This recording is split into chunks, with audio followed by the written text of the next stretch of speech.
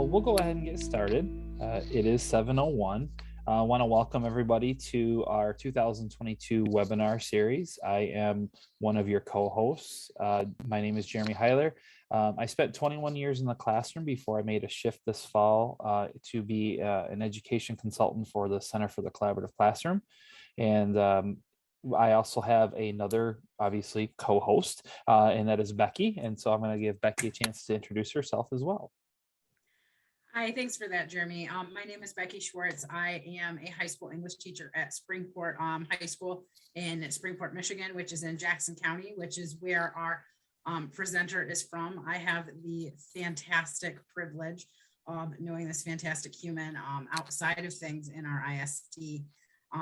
She's a fantastic middle school English teacher who just brings light and love to her classroom every single day. She has so many great ideas. So I'm really excited that she's going to be our speaker tonight and get to share some of those great ideas and just her passion for teaching, even in what we could argue is one of the most difficult climates of teaching that any of us have faced in recent memory. So without further ado, I'm going to turn it over to Angela. We're just excited to have you and learn from you tonight. Thank you, Jeremy and Becky. I appreciate that. Really happy to be here. Going with the looking for the magic here in the middle of the year. I tried to think, what do I find most important? And really it's kind of when I do PD, to make it valuable, something wonderful, and lots of good ideas. So I think here on a cold January night, helping maybe bring to light some new ways of doing things, or helping you remember some great ways that you are already teaching with. So hopefully we can find some sparkle this evening. I wanted to start off with talking about how I organize myself in this new normal. And it does feel like tapping of the hat and using the magic wand sometimes.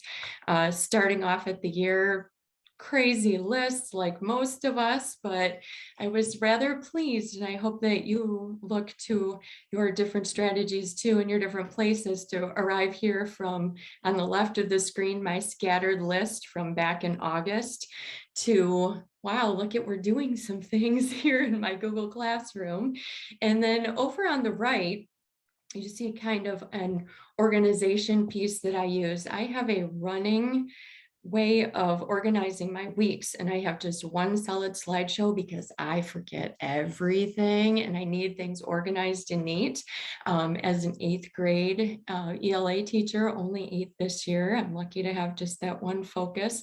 I can sequence my plans and keep myself on target, and that makes me much happier than going in scattered and chaotic.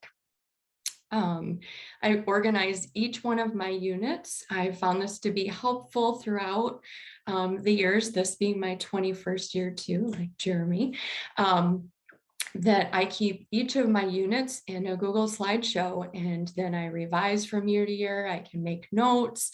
If this is something you're already doing, fabulous. And by the way, I'm open for suggestions too. So please feel free to jump in anytime. If anybody sees anything, if you have any questions, happy to help.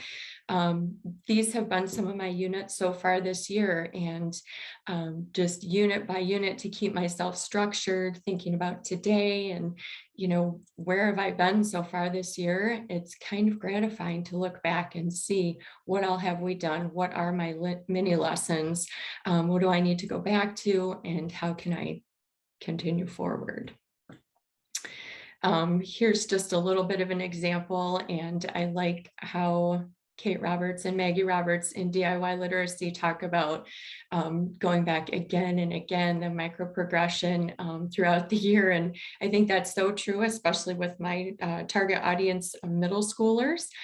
Just today, you never said that, and like 2 minutes before, and thankfully the rest of class jumped in. She just said it, but still, this is a nice way for accountability for myself and planning and checking back on things. So just, it's very helpful.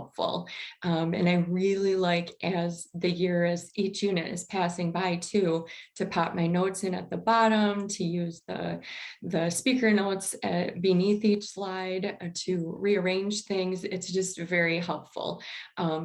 Visual people, there we go.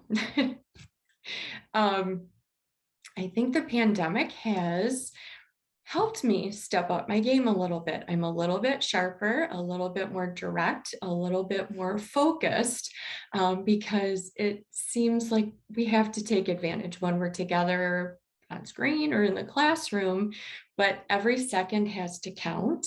And when I look back over my 21 years, I think maybe sometimes it was a little loose, and I'm really trying to shore that up now. So making every second count. And I have a couple things that I wanted to share in this area, and that is how I do vocabulary and poetry of the day. The two of them, I think this was a Becky Schwartz line, taking all the juice out of the lemon. I'm really trying to be more effective in that regard. Poem a day, I will say, I first heard about this quite some time ago, but this is the first year that I'm sold, and it's been every single day. And if I could impart to you, it is worth it. It's absolutely valuable in so many ways.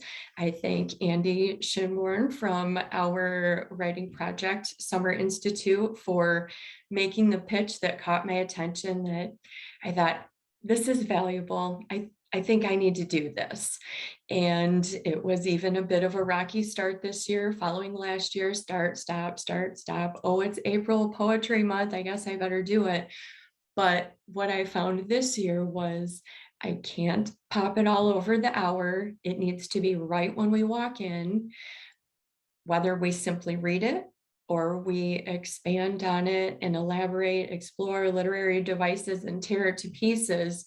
Every day we look at a poem, whether I'm there or when I'm out. And I found even ways to make that effective and useful for the kids too. So I will say it was a bit daunting, because I would find myself on weekends thinking, what poems will I use next week? And I'm sure we all have tons of resources somewhere, someplace, and books and things.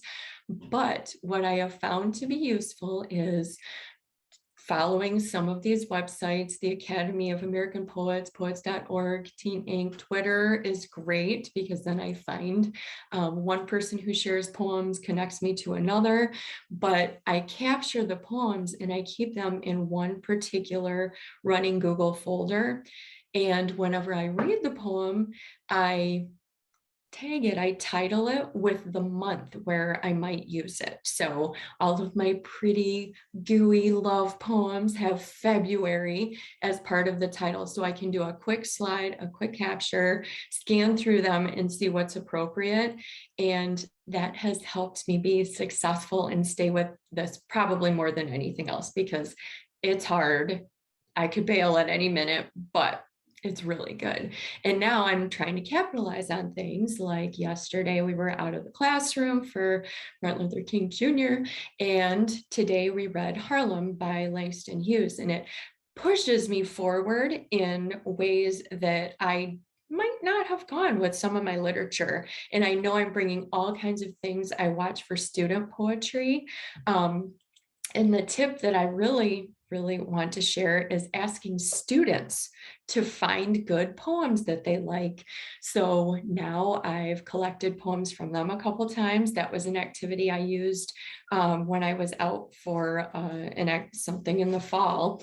I asked students to find a poem and annotate their own poem. And it was really great to see the wide variety that they brought in for us. So now I'm sharing their poems throughout the rest of the year. So I like that I get to lift the students up that way too. As far as the every second counts, here's a little bit of a response from some of my students back in October. Super general, label one literary device. Ghosts and ghouls. We're coming along a bit with that. So we have a greater command of our literary devices. We're stepping right through. They are fascinated by the clip art that I put with the pictures each day, or a picture. And I've kind of let go a little bit to even see the value in that, because the kids then want to defend and no, this is a terrible choice. And then I just ask them, tell me why. That's why I love ELA. You can have any opinion, just go ahead and defend yourself. So again, taking all that I can from these poems. And then this was just from this week, and I was just delighted. Last week, actually, the end of last week, kind of reminds me when I went to a wave pool in Colorado, which was super fun. Reminds me of my dog when he gets hair all over me and he wrinkles out my clothes. Seems like a nice morning sky where the shadow doesn't show perfectly under the sun. And I just love their thinking, that they're expanding their thoughts. And the other student writer here, the mood for this poem is relaxing and calm, but my delight carrying on has me reminiscing on the times when I was on my grandfather's boat. That one of my 8th graders reminiscing about my grandfather's boat. Just it validates that we're doing this. It shows me it's super important. I think this theme is nature. This was sketched by Carl Sandburg last week, because it takes place there and really makes me think how beautiful and peaceful nature can be. So I'm happy that my students are interacting with the text and finding ways to make meaning. As for my vocabulary, I don't want to interrupt, Angela, but I wonder, how much time do you block for these poetry openings? I really love this idea. Sometimes it literally is just reading. We always read it twice. Nancy, well, I took that from her. Sometimes we just do that, but sometimes we spend like 5 to 7 minutes on it. Okay. Yeah. For sure. Thanks. Please jump in. I will sail on, but I am happy to pause anytime. All right. So vocabulary, this is something I struggled with for years and years, stopping, starting, trying different things, buying programs, different online things. And I found that this is probably the most authentic way that I have been able to make meaning of vocabulary with students. We spend the first semester every Tuesday. Students bring in 2 terms, 2 noteworthy words from their reading. And as this first semester went on, students were even mentioning noteworthy words in our poems that we read. So again, connecting, getting everything we can out of each piece. And for the first semester, it really is the students, as you can see, they have 2 words due every Tuesday. Interesting terms that will challenge. I tell them noteworthy words. In 8th grade, we don't have many new words, but noteworthy words that will help us grow our writing and our speaking. And we come around to that. It takes a couple of weeks to really understand it, but as you can see here, they do a fine job as they go of recognizing, this is what I want to use in my vocabulary. And each week, to show the students that it matters to me, we share it somehow. Sometimes we just buzz around the room and everybody says their word, one of their words. Sometimes I'll create a crossword or a word search based on the words they've collected that week. And of course, the students always like to see their words used. One game that we had a lot of fun with was they would share their definition. If you would volunteer to share a definition, and we would try to guess the word. So little things, I would let them illustrate, of course. If they came up with an idea, I tried to let them use it just because I didn't care what they were doing. I just wanted to use them. The second semester, though, of our vocabulary study is where it really gets interesting. And this is where I tell them they've built their personal dictionary. Now it's time to use it. So every second counts. Tuesday terms.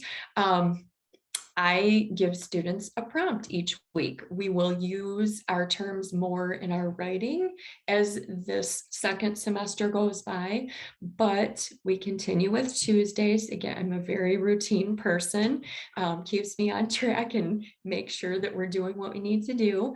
But I have them utilize the words that they have collected.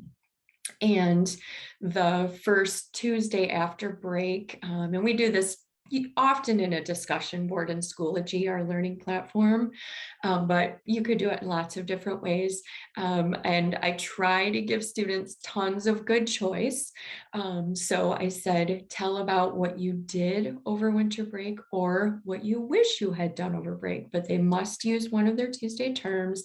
They must write enough to show the meaning of the word.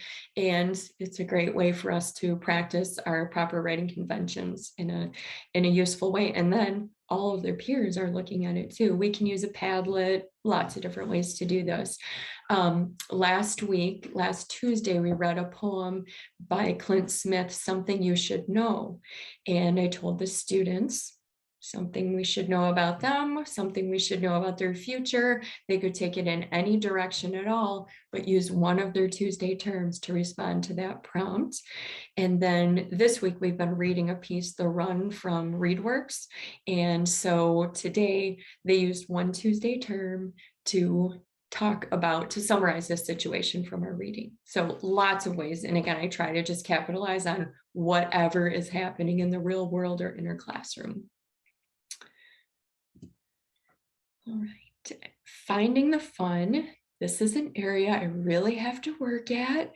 One of my kids caught me today. You didn't ask about our weekend. And I said, oh my gosh, I had my list of things to do. Okay, let's talk about the weekend. So I have to slow down sometimes. And of course, my middle schoolers remind me.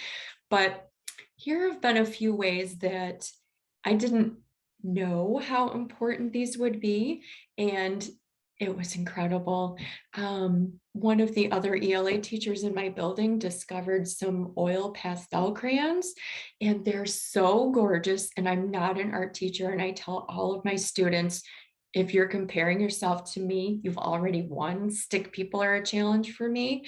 But they were phenomenal. And my greatest thing from this came from, they took inspiration from poems that we had read throughout the month of October, this was. And I said, take inspiration. You could take a line, a word, a concept, anything at all, but grow an idea. And so here are a few of the examples. And the most magical thing was when they were writing their poems, they said, hey, I need to change this because I didn't have the right word here. Yes, of course you can change it and revise it and grow it and improve it. So just amazing. And that good cup of Kool-Aid, I'll give you a little insight into some of these kids. A writer who, he's not always super loving ELA, but he said, I get to write about Kool-Aid. And I said, sure, that's fine. And then he did. And it's amazing. It's beautiful. And it's satisfying. I mean, he really did a beautiful job. On the left, the cold winter days. And I let them color for 20 minutes. And I didn't lose anything and we all gained something. So this was a very, very good reminder to me to just chill a little bit, and it will bring great rewards. The cats over on toward the right there, I'm just stunning and accenting her own words and ideas. And the green on the bottom right, you will not be surprised, he's a big Spartan fan. However, he made it applicable to his writing. So again, marvelous, however you want to do it, as long as we're writing. So it was super fun. And these are still hanging in the hall. I've only added to what they've done this year with some of their different creative pieces. This Find the Fun, I believe Jen Vincent is who I need to credit for this. I know a lot of people do different versions of it. And I think the Teach Right blog even has first chapter Fridays going. So trying to pick these up. I kind of used it as a filler one Friday, and the kids were like, you mean I can just sketch? I don't have to write. You're not going to ask me questions. You're just going to read to us. Yep. And I give them a quarter of a piece of paper, and I will fully admit I do miss this on Fridays sometimes. I'm really trying to not slide into home on Fridays and be all crazy and wrap things up, trying to slow it down so we all end peacefully. but this is such a nice way. So I am working at incorporating this more, and I just read the first few pages of any book that I want to share with them. So I like that. And now I just keep a book on hand, and any Friday I can do it, we do it. Canva, probably a lot of you are using this already. What I especially adore is that the students far surpass me. I have a lot of fun with Canva. I love graphic design myself, but they come up with things I just didn't even know. I give my basic instructions, and there are a couple of us in 8th grade using Canva now. So the students are really, really developing their skills, and it's yet another way where they're writing, it's pretty, but they're writing really well. So I'm thrilled. We'll be using Canva more as throughout this coming semester. We've only used it a couple of times so far, but I'm so pleased. Over on the left, just it was spectacular what she came up with, went far beyond my minimal direction, and showed her thoughts. Travel Team, great book that my boys just keep going back to, and but using it in their own ways, it was fine. They're still telling me about their reading, they're still writing, so it's been a good time. Media albums. I don't know if you use Schoology. This is something that one of my colleagues just discovered this year, and I'm so glad. I love when my colleagues share their good ideas. A media album in Schoology is a place where we can all post a piece. We use visual things. I use visual things in my media albums, but the magnificent part of it is the students can create their own captions. So sometimes we pre-write what will go in there. Sometimes we don't do captions at all, which is what you see here. We can do different things with our captions. And then in the lower right, you see there's a place where students can respond to one another. So it's just another way to interact. I give sentence stems. I know, Megan, you remind me all the time to use sentence stems, and it never fails. It always is useful. If I bring in, here are some ways to talk to your peers, it's great to guide them. But we have a collective 8th grade piece, and this just changes the audience when they know it's going to be the entire 8th grade instead of just one of their classes. So it's really wonderful. And I'm not sure does anybody have any ideas how you would share this, or if you're using Schoology, how it might work? No, I'll think on that. Teacher as writer. I'm excited to share this piece. This, I think, is super, super important. Right now, this year, January, looking ahead, looking back. A few years ago in 2017, I decided that I wanted to do some writing myself. And I was really lucky. I went to, I'm sure it was Ralph Fletcher. I'm certain it was Ralph Fletcher. I had been thinking so hard, what am I going to write? What could I write that would be worth putting out there? I tell my students to do this all the time, but what am I going to do? And Mr. Fletcher had 2 pieces of information. He said, everyone should write their stories by the time they're 55. And that is on my horizon. So I kind of perked up when I heard that. And he also said, write for yourself. Don't write for anyone else. And it was a nudge enough that I looked around the room and I thought, are other people hearing this the way that I'm hearing this? I think this is very important for me. And it was like a lightning bolt. And I'd probably heard it many times before, but he just said it the right way with his wonderful voice. And from that, I wrote List Your Life, which is, it's a guided journal. And I met up with a wonderful graphic designer who worked with me to put together my ideas. And I have since published a travel journal in the same format. It's all lists of 3. I share my list of 3, and my readers could share their lists of 3. I've moved on now. I have 4 publications. Notes from the Nursery, which is a baby calendar, and that sprang from my own twins and being unable to journal because I just couldn't see and I barely had a hand to hold a pen. So I came up with that, but slowing parents down to think every 3 months about things, and then also a fitness calendar. So my point in sharing it tonight is it's been so gratifying to have another place to put my writing. It helps when I speak to my students. It's very hard to share our own writing, as we know, but when I put this out to my family and my friends initially and said, here it is, this is me, and it's my life and my memories, and asking them to then share theirs. But it was incredibly special to wrap up List Your Life, and it was a really great learning moment for me to see, and I share tonight, to try whatever it is that you're thinking about doing. Try it. It might work, it might not. I had many starts before this, but it's really, really affirming to see that I did this, and it propels me on. So now I sort of think about, how will I approach this year? What am I going to be as a teacher? But how can I grow myself as well? The digital storytelling class through CRWP last summer, that helped me with my goal for last summer. I now do a yearly goal.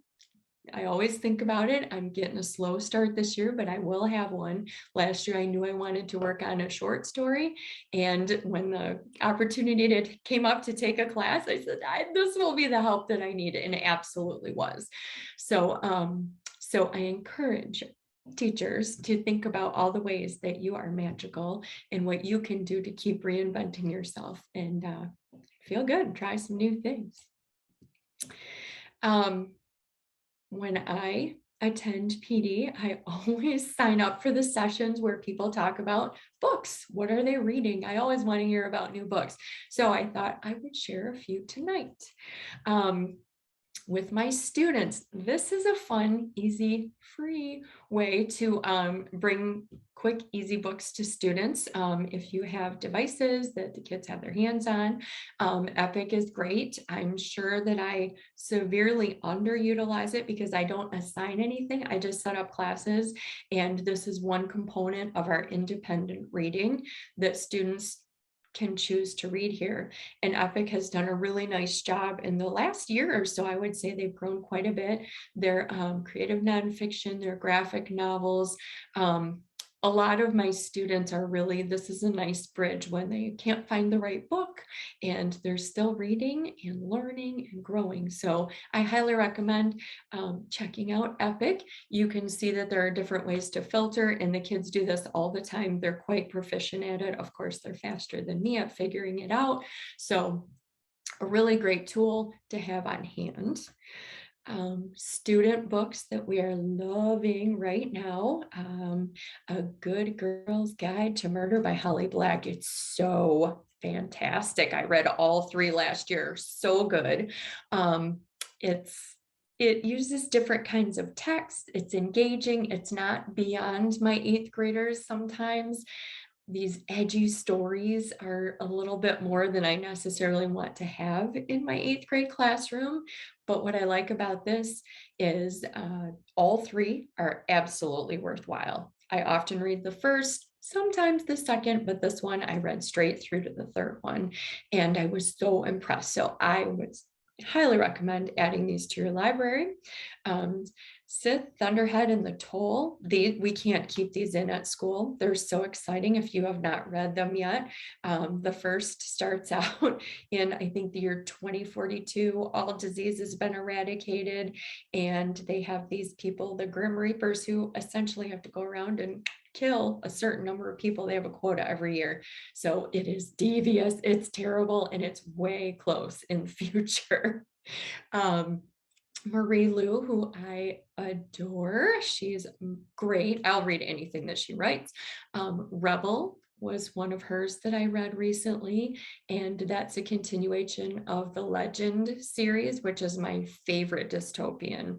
Heartbreaking. I love when my students hang in through the third of the trilogy. My favorite was one of my students walked by and he just hung his head, and I said, "Did you finish?"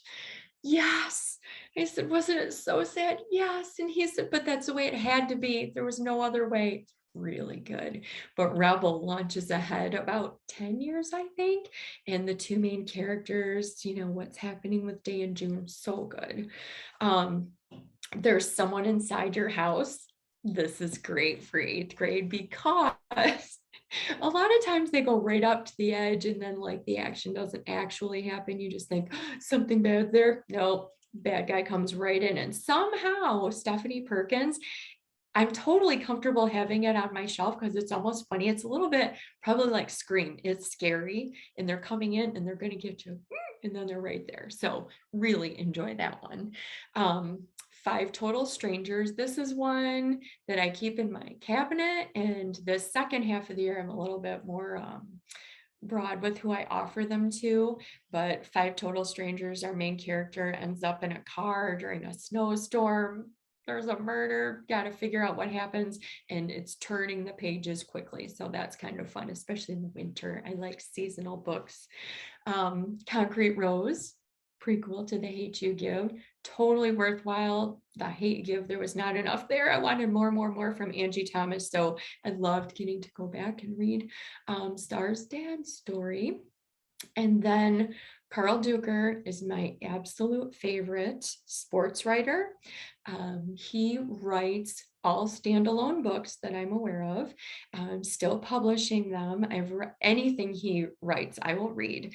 He writes about all different sports, and I love that I can offer this book to almost any student because there are so many different issues that he comes up with, whether it's bullying or homelessness. Gym Candy, I did not even get the title. I didn't know that was a reference to steroids. And I learned a whole new world. And my favorite thing about this is one of my students from a few years ago, Danny, walked up when he closed it, not a reader, not an avid reader. He closed it, walked up, put it in my face. "You need to read this right now." And it's that good. I can sell this book to any of my kids. So Gym Candy, highly recommend it. On my teacher list, because I have to share some of my favorites too. I have to say at the end of the year, I always keep a list of my books, and I appreciate the debate of like, should we or shouldn't we? But I did. And I'm so glad because I've had a goal forever of reading a book a week and hitting 52 books per year. And I typically land in the mid 40s, but I did it this year. So it was good. Pandemic life, I hear people saying they haven't been able to read, but I think it's really been my escape. And I have a fantastic book club who brings me great books that I might not necessarily read myself. Shout out to Lori Davis there. And my local bookstore owner, Michelle, she is wonderful about putting books out. Try this, try this, try this. And I'll go in and I'll say, "I don't know. I don't think this is for me." And now she's known me long enough. "Yes, this is why you should read it." Or she won't tell me and she'll just say, "Yes, you need it." So the Book of Delights on the left is a book that will bring you joy. And oh my gosh, do we need joy? And each essay is just a couple of pages. So I keep this at my bedside. And I honestly won't finish it because I don't want it to be over. Ross Gay is magnificent. Little teeny tiny things like using a purple Le Pen pen to write to somebody. Just little things. The perfect scarf that makes him so happy or who it reminds him of. He's a little saucy sometimes, but it's really good. Under the Whispering Door. I will try not to cry at this one because the person who shared it with me could have never known how much I needed to read this book. It is called Contemporary Fantasy. I would not pick up this book on my own ever, but this was the gift that I received through the CRWP book exchange. So a million thanks, Becky, for bringing that to us. And Rosemary Nedry sent this to me. And it's a book about grief. And somehow it is happy and it warmed my heart. And I think at this time, we just don't even know what we're going through. And it's such a beautiful story. And I was a little scared to start it when I saw that this topic was grief, but I'm so glad that I plunged right through, read it over break. It was wonderful. Such a fun age. Is just a great drama. It feels like it could be a movie right now. I'm trying to play with this one, maybe do some writing based off this book this year. The Women of Copper Country is a great one. It's set in Calumet up in the Keweenaw Peninsula, in the Upper Peninsula.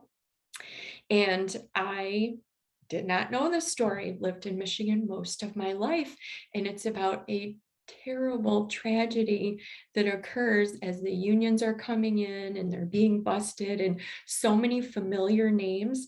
It was just gorgeous, but the tragedy that occurs, it's terrible and sad, and it's a whole piece of Michigan history that I'm very happy that I learned. It was another thing you don't know, and you don't know you didn't know it, but I'm very, very thankful for that one.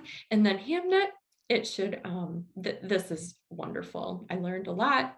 Shakespeare, it should really be called his wife Anne's book, because it is about the marvel that she is. So a couple of books that you might check out to keep yourself going and spark your magic here at this point in the year. Self-reflection. This is hard, right? Because it's my evaluation, it's how I'm evaluating myself, it's how I want to learn and grow. So thinking about my student engagement, thinking about how I'm assessing student learning, I'm really trying to bring the students in. And it is such a conscious effort for me as I'm talking about conferring with students and improving that and growing those conversations.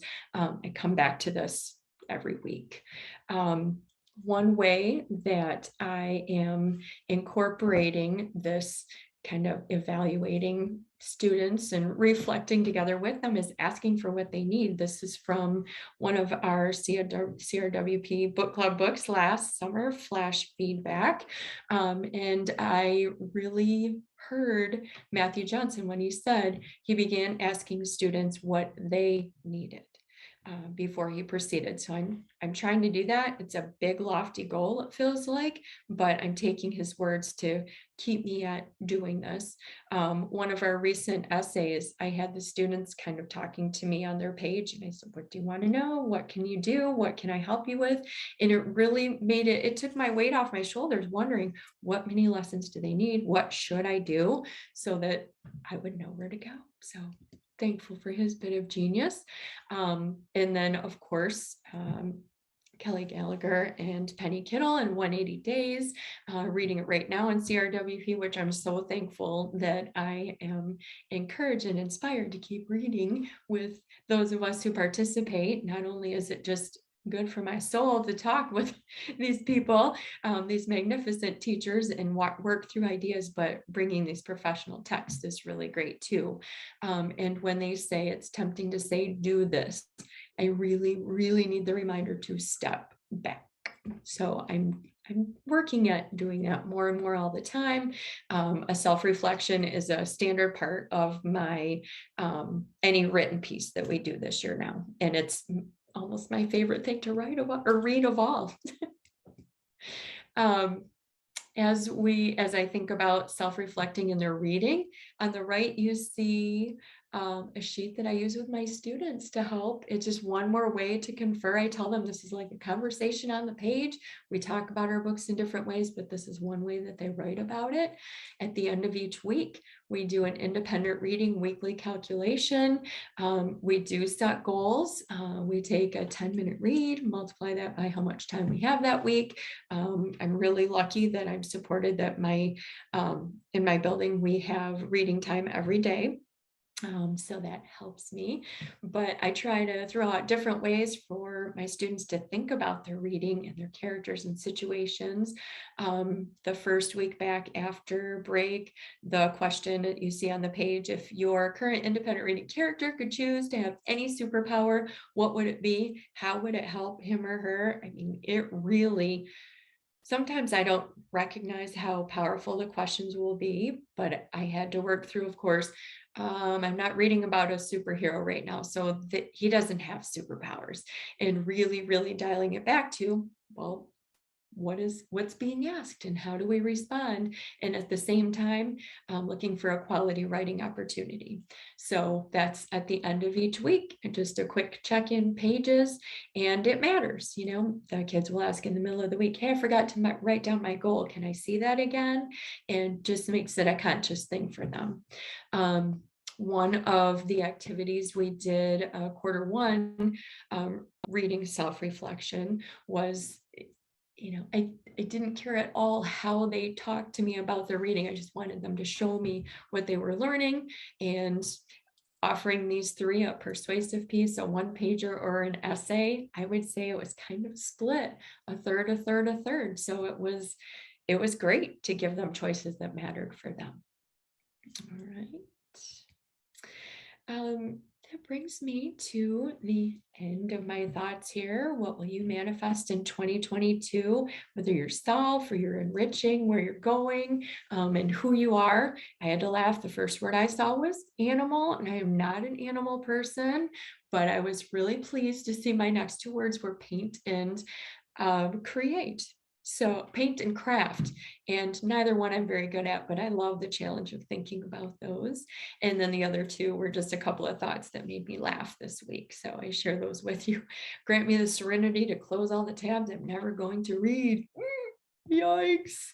And then looking for you to rejuvenate yourself. Imagine where you would be 6 months from now if you did just one thing every day that got you closer to crushing your goals. So that is my conclusion. Happy to answer any questions. I would love to hear if anybody has any thoughts or anything to share as well. I will stop sharing my screen now.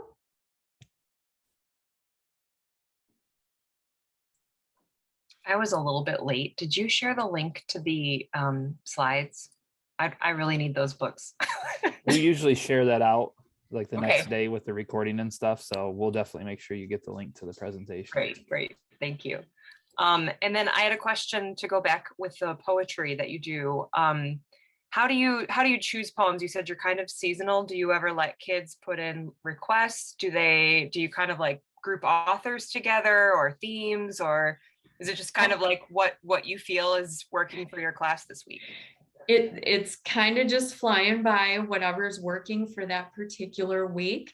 But now that we've been over a span of times, some of the kids are recognizing, I think we read this poet before. And you know, I wish I could say that I had this beautiful grand plan of how it's all going to come together at the end, but I think it would be very easy to do a poet study, an author study of some of these, but now I just collect and gather as I go. And I was mentioning I keep them in a Google folder, and I just put the month of when I think they might be applicable.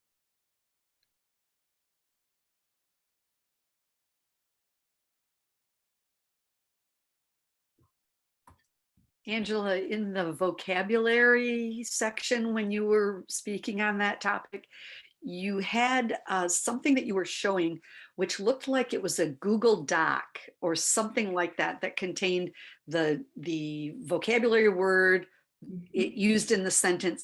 Could you talk a little bit more about that, please? Sure. So it's a spreadsheet, and I set it up at the very beginning of the year so the students know we're going back to this every single week. Sometimes I try to coach them along that they can grab words wherever they are and maybe even work ahead a week or so. I try to keep them within their current reading, but the columns, which it wasn't on there, sorry, it's noteworthy word, the source that it came from, the sentence or line that it was used in, and then definition and synonym. And they're finding the usefulness of good quality words and synonyms right now that we're using the words. And I show them, hey, now you have essentially doubled your list with the synonyms. Angela, as any educator, you've probably seen a decline in how students conduct themselves in class in terms of whether it's, how to be social, correct, act correct in a social setting, or just, emotionally, they might have some disconnect in terms of just, the trauma that they've gone through, that everybody's gone through with COVID. With what you're doing, how do you think that that's nurtured, or or what improvements have you seen with your students with what you're doing with your poetry and with the writing that they're doing in your classroom? I feel like we ELA teachers have a special opportunity to nurture our students because we do get to know them so well. The poetry, I can be kind of sneaky and know that I'm speaking to one particular student or other who maybe it will be more meaningful for them in a different way. But I really feel like I am able to show students that they are seen. I feel like we develop a very different sort of community and bond, and it's very sacred within our classes. I have one class in particular, it's crazy. We have 12 of us in there, and they really regard each other with great care. And I can see it more on a microscopic level in there, but in my bigger classes too, we watch our words, we're learning to gain a respect for each other and the ideas that we have. And I feel like establishing that early on with things like poems, that again, I couldn't have known that that would be so important, but right away, the students knew, oh, we're going to be talking in here. Oh, we have to say something important. And now it's rounding the corner to the second half, which is a great time with 8th graders with high school on the horizon, that we really are seeing our togetherness play out, that the students share more, they say more, they reveal more to me. When I do ask them for poems, Megan, I don't know if I answered that when you asked, but I do ask students to submit poems sometimes, and it's amazing. I learned so much just from the choice that they offer to me and how I get to know them. So I'm trying to do that in everything that we do, whether it's a research piece or a creative piece, everything in between. I feel like there's a lot of social emotional learning just kind of embedded in what you're doing. And I was wondering, like, does your school use a particular social emotional learning curriculum? Is it kind of something that's on a teacher by teacher basis? How much of it are you really trying to put into the unit, and how much of it is just happening kind of naturally, with the stuff you choose and your approach and your kind of personality? We don't have a stated program for our SEL, but I'm trying to keep that in. And I know that I have to earn their trust and keep their trust in everything that I reveal about myself and what I bring to them. So I am trying to grow our ideas. I feel more comfortable at the beginning of the year. There are sometimes poems about like colors, Christina Rossetti, so fun, approachable, nothing too scary. But now I can put it out there a little bit. I can offer them bigger ideas, and when a class is ready to take it, it's there. And throughout the week, I do try to balance lighter, not so serious. They always tell me, I can't believe you found a funny one. When we get to spoken word, which I haven't done too much yet, but that's on the list yet to come. Just to engage everybody so that they know they have a place there.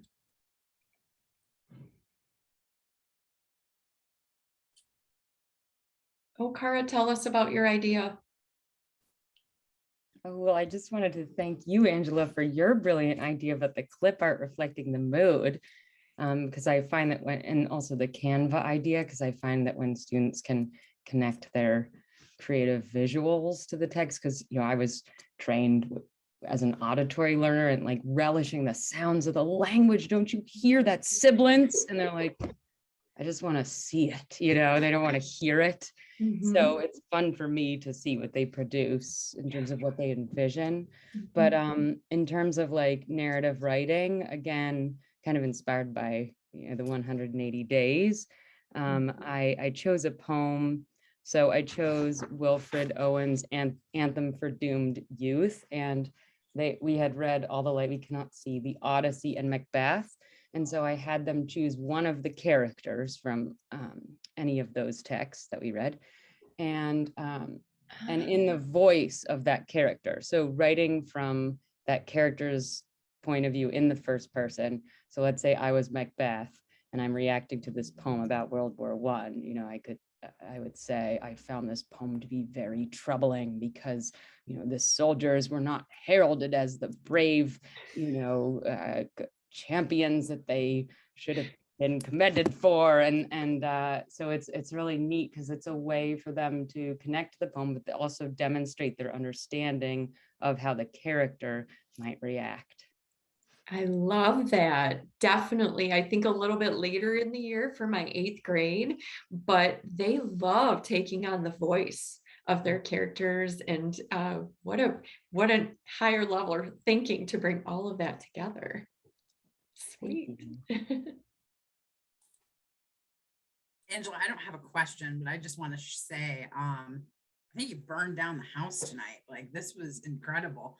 I am exhausted, as most of us are at this point already this year, but like my synapses are like firing. Like, I have so many ideas of things that I'm like, I'm going to do this, I'm going to do this, and I'm going to do this. And this is all like for the rest of the week, just for our like writing into the day, some of these like little things that we're going to do. So thank you for that. This was amazing. And also the list of books that you just shared, my Amazon account kind of hates you, but I mean, my kids will really enjoy those, but maybe not my wallet so much. I was thinking the same thing. I'm like, I may not be in the classroom, but my Amazon, like, just, you know, by like $100. I'm gonna be not sorry. Oh,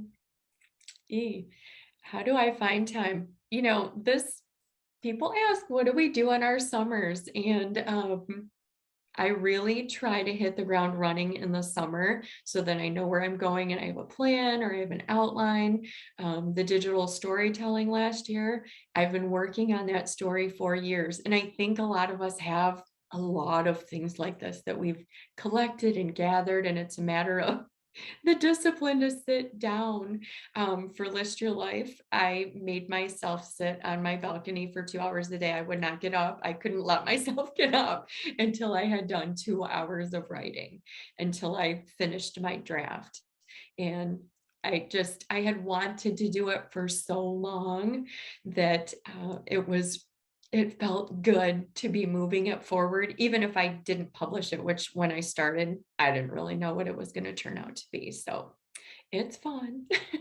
And I highly recommend it. Really, really, really. It's kind of cleansing in the summer to do something fresh and different, even though it's related.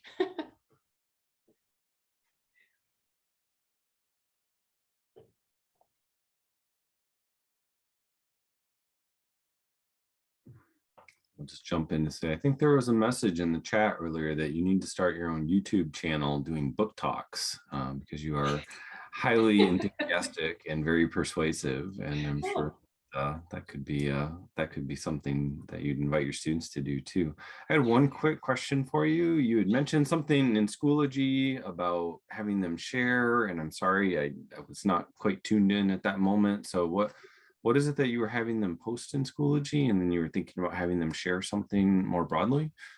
Well, most recently, here at the beginning of this semester, the first week back after break, I had students create a book advertisement, and I wanted to kind of kickstart their reading for the second semester. So I had them create their book advertisement. They could make it on a Google slide. Some did it on paper. Most used Canva, but we put those into a media album.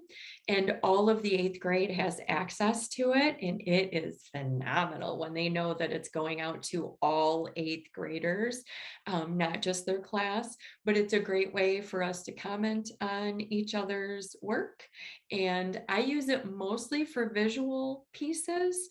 I'm trying to think. Oh, we did like silly things such as create your snowman as your character. So we use it for a variety of different things, but it's not just nice to have universal access to either their particular class or the whole grade. But I really kind of reserve it for the whole grade. So it's a dun, dun, dun. Here it goes. That's great. I really like the idea of having them know that there's an audience in place, that they're creating that product that's going to be seen and used, you know, over and over again throughout the year.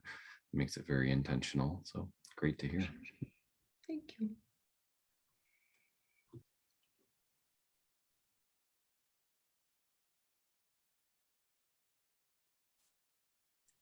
I think it's really nice too that you're kind of taking time to build that, you know, sort of deep community, I guess I would call it. What are some of your like tips and tricks for coming up with that level of trust, especially with 8th graders? They're so weird. They are, but I think it finally is my routine. It really makes a difference that they know every day if we don't do a poem, something crazy has happened. One day for a particular reason at some point in December, and it was I can't remember what it is though. There was a very specific reason for it. And it was one of those, everybody stop. What have we not done yet? Oh my gosh. And, you know, really go over the top and dramatic with it. But they know what to expect. I always tell them where their writing's going, so I'm not going to pull any punches. I write with them all the time. And I often share first, and I'll tell them this is hard, or this was a tough one for me, or, you know, you guys might laugh at me. Artwork, I create artwork with them, and mine's hideous, but I still do it. And I really think keeping that up all the time, not just on occasion, not just once in a while, but everything we do together. That way they know, even if they don't love it, we're in it. Yeah. So no big magical trick, just every day. That makes a lot of sense. And you can kind of even feel that coming through, you know, from across the screen. Like I'd love to be in your class. Some of the books you talked about, I've already read, and I'm like, no, I want to reread that book. I feel this new enthusiasm. So yeah, that's great. Thanks. There was a golden line there, the magic in every day. And I really appreciate how you talk about, like, you know, big things, but also like the little things in your everyday routine that you already have. You just kind of need to dust them off at this point of the year and kind of bring back the sparkle a little bit. You know, I'm going to say last call for questions for Angela before we wrap up for the night and end of the recording. And so last call on those.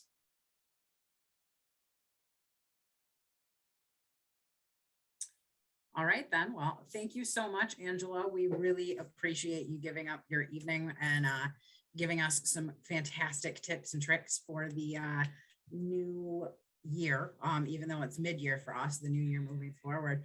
And thank you, all of those of you who joined us live and or are watching this recording. We appreciate you giving up a little bit of your time to continue to learn and grow with CRWP.